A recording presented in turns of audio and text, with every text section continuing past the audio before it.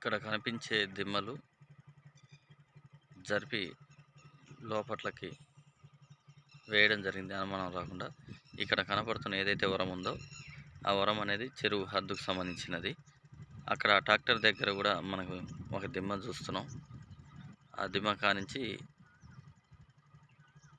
ఈ వర్షం స్ట్రైట్గా ఉన్నటువంటిదే హద్దులు, కానీ హద్దులు యువతలకు లోపల జరిపి గుర్తు తెలియకుండా కామన్గా మళ్ళీ సెట్ చేయడం జరిగింది.